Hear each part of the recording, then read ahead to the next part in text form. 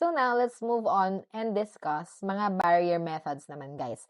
When you say barrier methods, this can either be a chemical barrier, for example, spermicide, or a physical barrier. For example, female-male condoms, diaphragm, and cervical cups. So, yun yung pag-uusapan natin dito. First one, number one, you have your spermicide. Ayan. So, when you talk about spermicide, from the word itself, it can kill the sperm. Claro? It can alter the vaginal pH to make it non-conducive for sperm survival. Para mamatay talaga yung sperm, guys. Claro? Yes. And put a star. This is an important concept, okay? Most commonly asked in questions. Ano daw yung active ingredient ng spermicide that can kill the sperm? Don't forget, that's your nonoxynol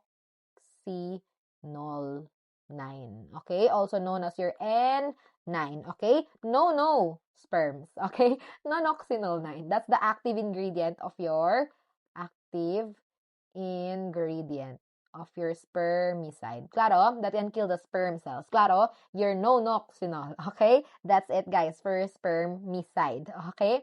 So, guys, etong spermicide, paano ba ginagamit yan? Because correct use is the one that will promote the efficiency of your spermicide. Number one, meron tayong ginagamit na applicator when we put it inside our vaginal canal and push or inject, okay? Or infuse or apply, okay? The spermicide. There's an applicator. You insert it in the vagina, okay? Ayan. And then push the solution out. Claro? Yes. And very important golden time frame, dapat you're able to have coitus within 1 hour after insertion. So, ma'am, paano pag hindi kami nag-coitus within 1 hour? Kasi napahaba yung usapan namin. Reapply your spermicide. You have to have coitus within 1 hour after application or else it's no longer effective in preventing pregnancy. Klaro ba yon? Yes, ito lang ang golden time frame na dapat natin is-follow. Pag hindi kayo nag-coitus, edi insert again another spermicide. That's only good for 1 hour. Klaro ba yon? Yes. Remember, guys, spermicides, they don't need prescriptions. No need RX. So, when we say RX prescription, hindi na kailangan ng doctor's order for that. You can just buy that over the counter as a solution. Claro? If you want to use that as a contraceptive method. But, also remember, this does not protect against STD. No STD protection. So, if you're someone who enjoys casual coitus, okay, and if that is your behavior, this is not recommended for you. So when you're assessing your client and your client has that kind of sexual sexual behavior, and this is not the method for them. This is not the best method for them kasi it does not protect against STD. Klaro ba yon? Yes. So what else do you have to know for this one? Guys, mga contraindications for your, contraindication, isa lang naman. You cannot give this to someone with cervicitis. Okay? Cervicitis, from the word itself, inflamed cervix. Kasi cervicitis correct? Yes. And remember, one of the most common causes of cervicitis, guys, that's your what? STDs. Okay? Chlamydia and gonorrhea. Claro? Yes. So, pag may cervicitis ka, for one, you cannot use spermicides because it can potentially irritate an already irritated cervix or an already inflamed cervix. Hence, you cannot use spermicides. And secondly, ang common cause ng cervicitis is an STD. So, if you are potentially an STD carrier, firstly, you should seek medical help muna to get treated before you proceed with having sex. Klaro ba yon? Yes, and definitely you cannot use your spermicide as a contraceptive method if you have an STD. Klaro ba yon? Yes, use another physical barrier like condoms. Klaro? Yes. So that's it for your spermicide, guys. Diba? Very easy. The second one, number 2, we're talking about condoms. Oh, for sure, you have a lot of information about this one. Kasi ito yung pinaka-accessible for Filipinos, di ba?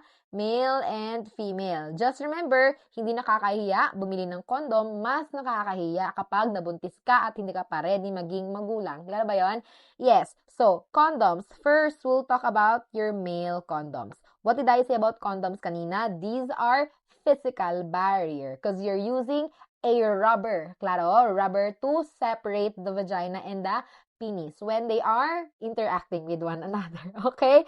Ayan. So, guys, for males, these, you have your latex condom. You also have yung mga non-latex condom mo, which are your synthetic latex or synthetic condoms. So, guys, you know this, kapag made of latex ang condom, kapag allergic ang pasyente doon, okay, or ang user doon, edi gagamit siya ng synthetic condoms. And these synthetic condoms, they are made of polyurethane or polyisoprene. Okay? So, you also have to put a star. Kasi some of these are also very board sensitive. Ayan, polyisoprene, polyurethane. So, if you see in the question, the patient is allergic to latex and wants to use male condoms as a contraceptive method. Which among the following is the nurse's suggestion? Okay? Look for something that tells you for the patient to use a synthetic condom instead. Or pag walang synthetic condom, look for the term polyisoprene or polyurethane. These are synthetic condoms that are not made of latex, okay? And will not predispose the patient to an allergic reaction. Klaro ba yun? Yes, okay? When we talk about male condoms, dapat ito piniplace or nilalagay when the penis is erected, on an erect penis. What else do you have to know? The penis tip should be loose to accommodate the ejaculate of the male. Claro? Dapat yan loose. Because if the penis tip is not loose, it cannot accommodate the ejaculate of the man. Guys, pwedeng mas overstretch yung dulo nun. Claro? Yes. Dapat you have to pinch the tip of the condoms so that there is a space in the tip of the condom para doon malagay yung ejaculate niya. Klaro ba yun? Yes. Remember, do not forget, you have to remove this while the penis is still erect. Okay, klaro? Dapat hindi siya maging flaccid. Guys, ilagay ko, emphasize, not flaccid. Kasi pag flaccid mo, tinanggal yan. Pwedeng mag-leak out ang sperm. Klaro? Yung ejaculate niya mag-leak out yon. Edi pag nag-leak out yon, wala na. Mamimix na yon doon sa, sa vaginal secretions. Pwedeng mag-swim towards your cervix and mag-cause ng fertilization. Klaro? And can cause potential pregnancy. Klaro ba yon? Yes. Okay? That's why you have to remove while the penis is still erect. Okay? While the penis is still erect. And not when the penis is already flaccid. Klaro ba yan, guys? Yes. So, what else you need to know about condoms? Of course, you know this. Guys, you can use your KY jelly because that one is water-based. Now, why are we not using any other bases of lubricants? Guys, water-based lube or lubricant. Klaro? Yes, water-based kasi easily dissolves with the water when you clean it up. But oil-based lubricants, guys, when there is friction, they can heat up. Klaro? Pwedeng mag-heat up kapag may friction. And kapag may friction tapos may heat because you're using oil-based lubricants, ang mangyayari is yung integrity ng condom pwedeng mawala. So, magiging unsafe siya for contraceptive use. Klaro ba yon? Yes. So, you use your KY jelly, which is a known water-based lubricant. What else? Guys, you have to avoid heat on your condoms. That's why do not place your condoms on wallets, di ba? Mga taong naglalagay ng condom sa wallet, sana pampaswerte lang. Klaro, but do not use it for contraceptive purposes or else, in the presence of heat, guys, the condom's integrity will deteriorate. So, the rubber is not that reliable anymore to prevent pregnancy. Pwede siyang ma-rip, pwede siyang magkaroon ng puncture hole, klaro? Yes, okay? And, guys, if it's not yet clear, single use lang yan. You cannot recycle a condom. Klaro? Yes. Unlike your cervical caps, unlike your diaphragms, your female and male condoms, they are just a single use contraceptive method. You have to buy another one, purchase another one if you want to use it. And good thing, guys, if it's not yet clear again, there's no need for RX. Ibig sabihin, you don't need prescription to buy one. Claro? It's just available in your favorite stores. Remember I said about latex allergy, guys. So, if the patient is latex allergy positive, kailangan ang gamitin niya is what you call your polyurethane condoms, polyurethane, or polyisoprene condoms. These are condoms that are synthetic and not made of latex. Klaro ba yon? Yes. So the question is, how do you know your patient has latex allergy?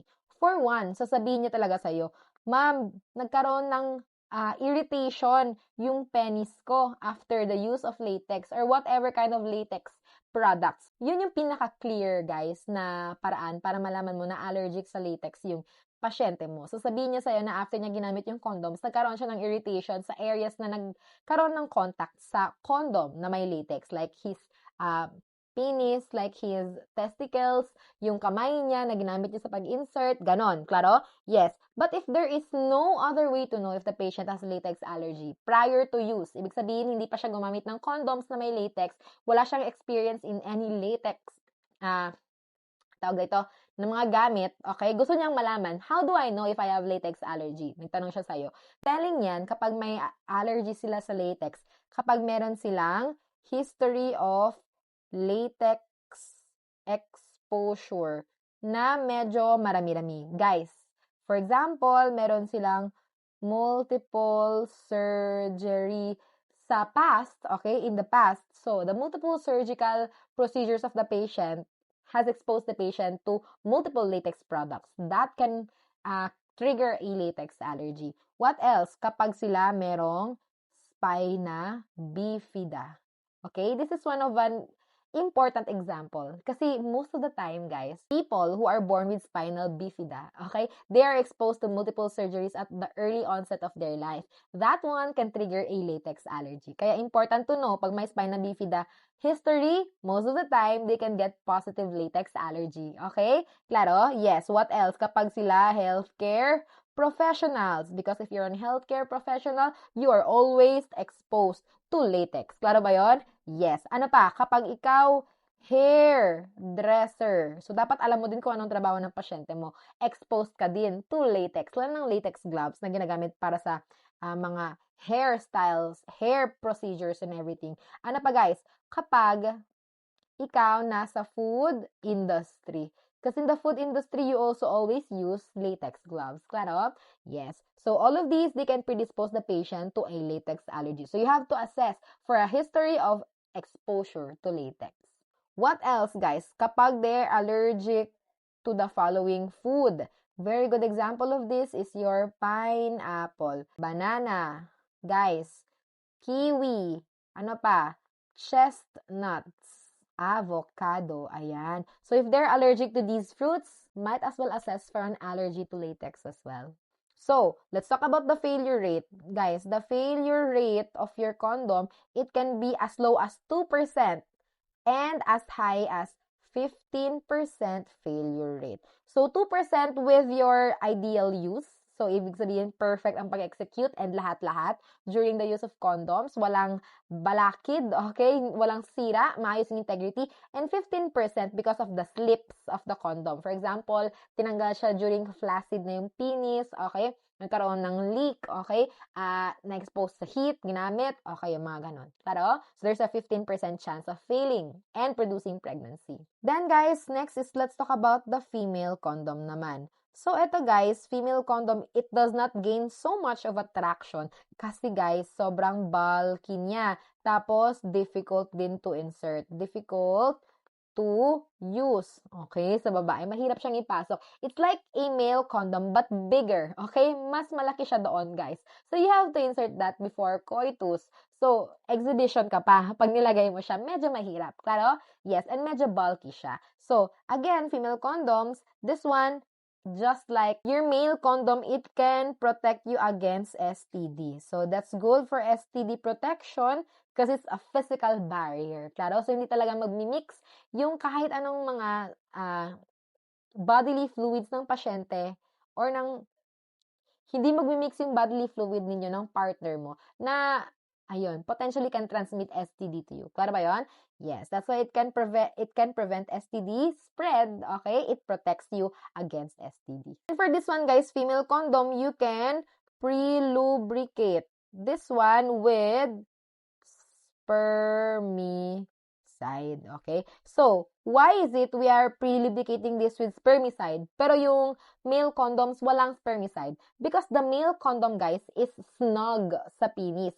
Tight siya doon sa penis, 'di ba? Kaya kailangan mo siyang i-remove during erect pa yung penis. Kasi pag flaccid na, hindi na siya tight, hindi na siya snug, pwedeng mag-leak out. But in proper use, the male condom is snug on the penis. So, wala talagang leak doon. You don't need to put any spermicide. But, the female condom, guys, medyo hindi siya snug sa vagina. It's just there, okay? Nakalagay lang siya doon sa vagina. So, pwedeng mag-leak out pa rin yung sperm kapag na-displace ng konti yung female condom mo. That's why, no, you can use it with a spermicide. Is it required? Not so much. But can you use it with spermicide for maximum effect?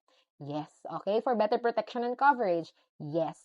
Claro? So, very similar lang with condoms, guys. No need RX. This one naman is also just single use. Okay, claro? So, again, if you're allergic to latex, you can use your polyurethane female condom or your polyisoprene female condom. And just the same with your male condom, this one is contraindicated if you have a latex allergy. How do you know if someone has latex allergy?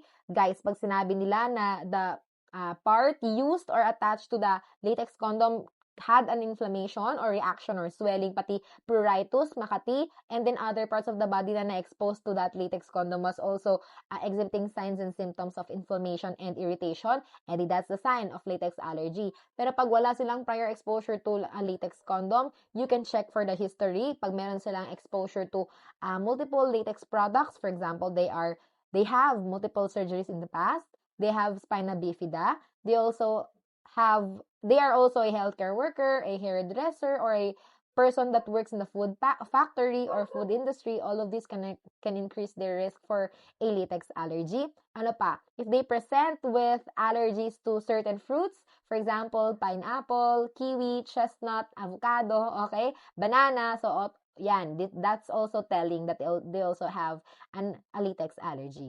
Okay? So, if they have latex allergy, just use polyurethane condom or polyisoprene condom. Klaro ba yun?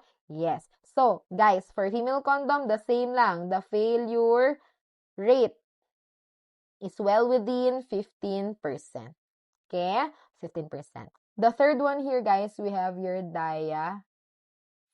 Ayan. So, the diaphragm, guys, madalas kino-compare yan siya with the cervical cap. Ang pinaka-common na ano lang naman ng diaphragm and ng cervical cap is diaphragms are bigger than a cervical cap. Cervical cap, from the word itself, it just caps the cervix. Diaphragm, medyo malaki-laki siya, guys. It can cap the cervix until doon sa below the level of your bladder, okay? In your vaginal canal. It has bigger coverage. Yun lang naman ang difference nila. So, a diaphragm, this one, just note, this is fitted by MD. Finifit yan ng MD sa'yo. Ibig sabihin, guys, meron tayong own personal sizes.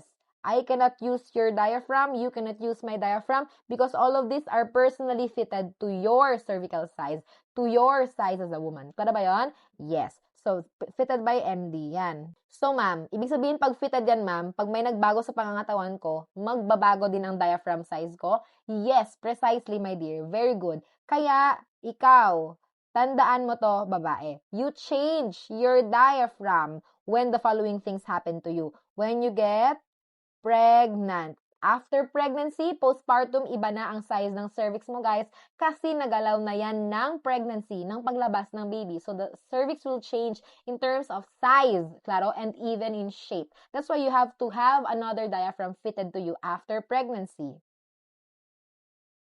What else? After miscarriage. Kasi, guys, in miscarriage or abortion, there is passage of the fetus or the opening of your cervix, cervical dilatation. So all of these mechanisms, they will change the structure of the cervix that will have you needing to change your diaphragm size. Klaro ba yun? Yes. And the question is, when do you change your diaphragm after pregnancy or miscarriage? When do you have your diaphragm fitted? Guys, 4 to 6 weeks postpartum. Okay? Kasi post-abortion is still postpartum. Kasi nag-parity ka or nilabas mo. Tama? Yes. Okay, what else, guys? Cervical surgeries. For example, mga D&C, okay? Dilatation and curettage. These are cervical surgeries. That one will alter cervical structure and size. You also have to fit another diaphragm. Okay, klaro ba yun? Yes. And what else? Guys, put a star. Very important. Most often asked in exams. When you have gained or lost how many pounds? 15 pounds of your body weight. Pounds, guys, that's 15 pounds. If I'm not mistaken, 2.2 pounds or LB is equivalent to 1 kilogram. Okay? So 15 divided by 2.2, okay, that's the kilograms. If you have lost or gained 15 pounds of body weight, then you have to refit a diaphragm. So, ayan ha, nilagyan ko ng star. Importante yan. Most commonly asked in exam questions. Klaro ba yun? Yes. Next, we talk about how do you use a diaphragm. So, since this one directly covers the cervix, just like this picture here, guys, kailangan gumamit ka ng spermicide for maximum effect. Spermicide on the rim of the diaphragm. So, pag sinabing rim, sa sides ng diaphragm, para walang entry ng sperm doon. Klaro? Yes, kasi it can come loose on the sides, on the edges, on the rim. So, put a spermicide. Klaro ba yun? So, paano mo siya ilalagay, guys? You just have to pinch between your fingers and thumb. Tapos, insert as far as you can. Klaro? Yes, since malaki naman ang coverage niyan, kasi bigger yan compared to our cervical cap, then you can just insert it as far as you can. Kasi yung dulo naman ng vaginal canal mo, guys, where you can no longer insert is your cervix. Yun yung dapat mong takpan. Because the cervix is the entry to your uterus and to your ampulla, where your ova is waiting. Klaro? Yes. So what else? You feel the cervix in the center of your diaphragm. So again, how do you feel for the cervix? You just push your fingers until the dulo of your vaginal canal. So your cervix, it will feel like a donut. Okay? Donut, guys, na spongy. Okay? Spongy ang feeling. Donut. Donut. So, literally donut, parang may hole sa dulo. Ayun. Klaro? Yes. So, pag nakapa mo yan in between or in the center of your diaphragm, good placement na yun. Klaro ba yun? Yes. When do you remove after coitus? After coitus. Kasi after coitus, for sure, meron ng mga sperm deposits dyan. To make sure you are safe, you remove this after coitus for how long? 6 hours. Post-coitus. Klaro ba yun? Yes. Anong sabi natin about 6, guys? Diba? 6 like SEX. Anong ginawa nyo? Nag-SEX, nag-coitus kayo. So, how long do you have to remove? 6 hours. Just like kanina, pinag-usapan natin sa spermicide mo. Kailan ka magduduge? After 6 hours. Kasi after 6 hours, nag-take effect ng spermicide. Klaro? Yes. Earlier than that, hindi pa nag-take effect ang spermicide.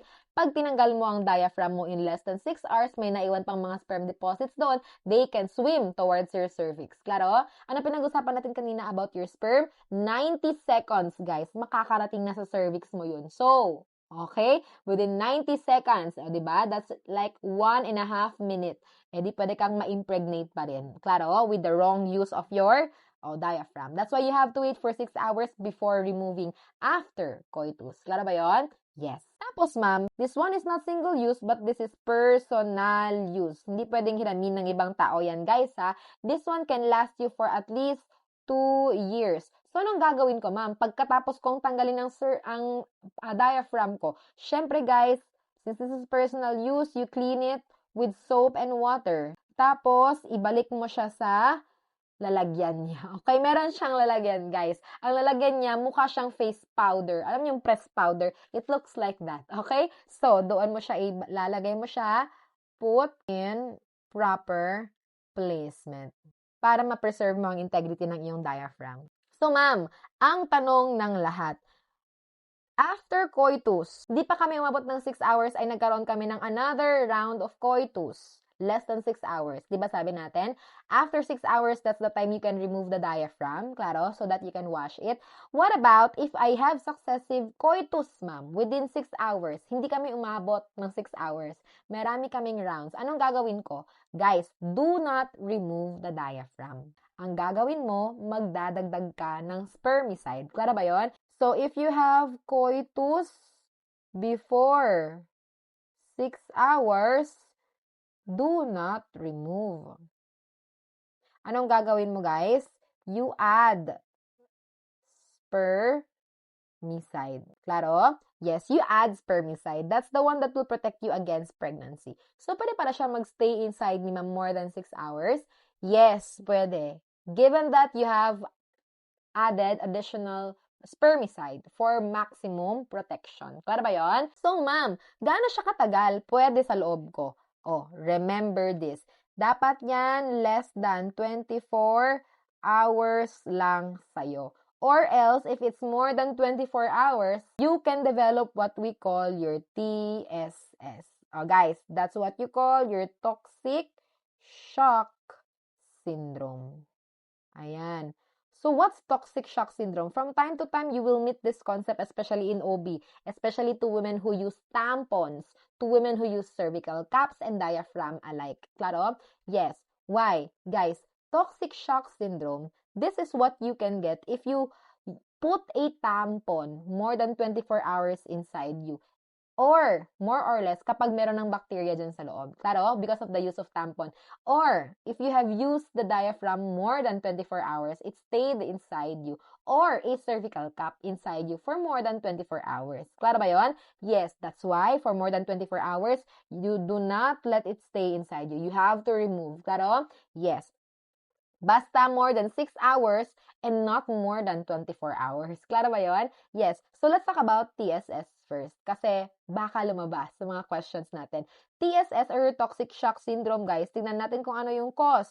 Ang cause niyan is galing sa bacteria. So, emphasize mo, since mahilig silang magtanong kung ano-ano yung mga klase ng mga pathogens na meron tayo, bacteria ba, virus ba, mites ba, parasite, whatever, toxic shock syndrome is caused by a bacteria, particularly your Staph aureus bacteria.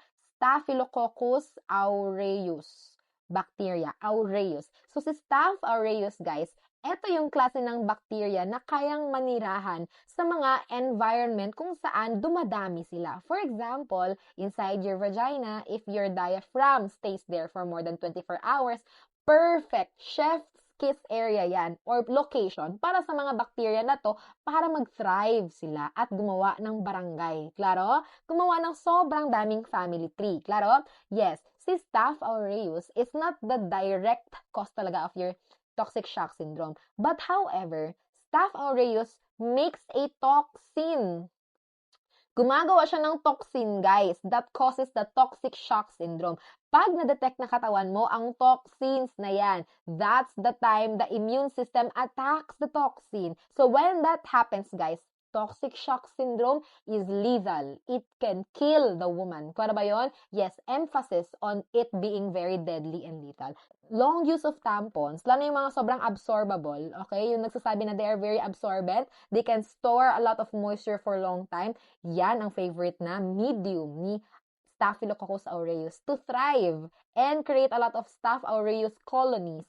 And when they have more staph in that area, guys, the staph produces a toxin. That's the toxin that the body's immune system attacks. So, pag inattack yan ng immune system mo, guys, masisira yung area kung nasaan yung toxin. Klaro ba yon?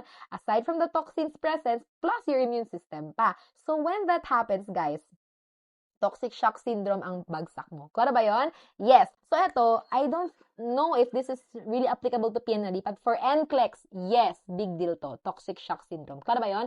Yes, but who knows, in the PNLD, baka lumabas din. Klaro? Because in PNLD, anything under the sun can be asked. Klaro ba yon? Yes, at least now you know, that's toxic shock syndrome. Saan galing? Staphylococcus aureus infection. Si staph, anong ginagawa? Toxins. Anong ginagawa ng toxins? Inaatake ng immune system mo. Klaro? Yes, thereby resulting in the toxic shock syndrome. So, ma'am, how do I know toxic shock syndrome nang nangyayari sa pasyente ko?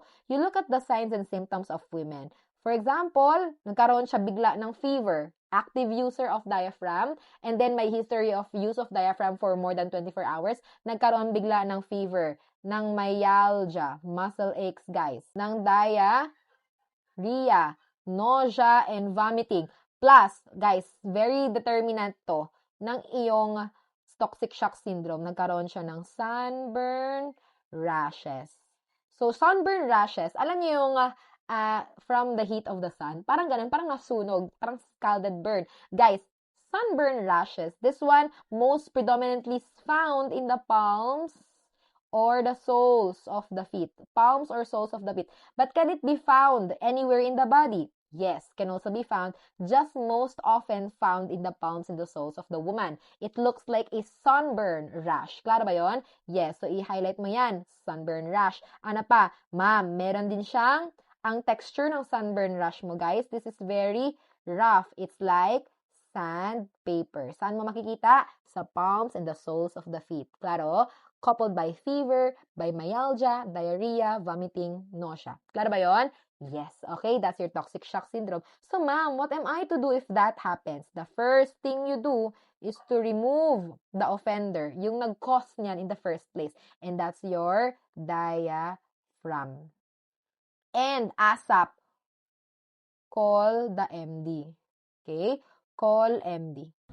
Lastly, for your barrier methods, guys, number 4, you have your cervical caps. Your cervical cap, it looks like a thimble, no? Thimble shape to siya, guys. So, if you have seen a thimble, yung kino-cover sa finger kapag nagtatahi ka, okay? Just like this one. So, it looks like a thimble. That's your cervical cap. Smaller than a diaphragm. But essentially, yung mechanism nila of preventing pregnancy is quite the same. So, this one, it will fit snugly on cervix and provide a physical barrier against the sperm entry to the cervix so that fertilization does not occur. Klaro ba yun? To prevent pregnancy. So, the same lang with diaphragm, guys. This one is fitted by MD because we have personalized size for your cervical caps. Ibig sabihin, number 1, kapag ikaw ay nabuntis, you have to refit another cervical cap. Kapag ikaw nagkaroon ng abortion, you have to fit another cervical cap. Kapag ikaw, guys, nag-lose ng weight, you also have to fit another cervical cap. Ano yung weight natin, guys? 15 pounds na na-lose mo or na-earn, nag-gain ka ng 15 pounds, you have to fit another cervical cap. Klaro ba yun? Yes, because fluctuations in your weight can change the cervical size. Klaro? Yes, that's why you need another fitting of your cervical cap. So, just like your diaphragm, guys, this also has the potential to cause your TSS or your toxic shock syndrome. What did we say about toxic shock syndrome? It's the one that is caused by a bacteria. What kind of bacteria? Staphylococcus aureus. Klaro ba? Yes. Anong ginagawa ni Staphylococcus aureus? In the medium of the vagina or in the cervix kung saan medyo moist. Klaro, kasi may cervical cap ka dyan or may diaphragm ka dyan na naiwan for more than 24 hours. What happens is that the Staphylococcus aureus starts to produce toxins, and when these toxins are detected by your body's antibody, okay? And once the toxin is detected by your body's immune system, it will attack the toxins, and then it will cause a lot of signs and symptoms like fever, myalgia, diarrhea, nausea, and vomiting, as well as a sunburn rash, usually found in the palms and the soles of the feet, claro, and then the sunburn rash feels rough like a sandpaper. That's your toxic shock syndrome. What are you going to do? Remove the cervical cap ASAP and call MD. Claro ba yun? Yes. Okay? So, that's it for your barrier methods for contraception, guys.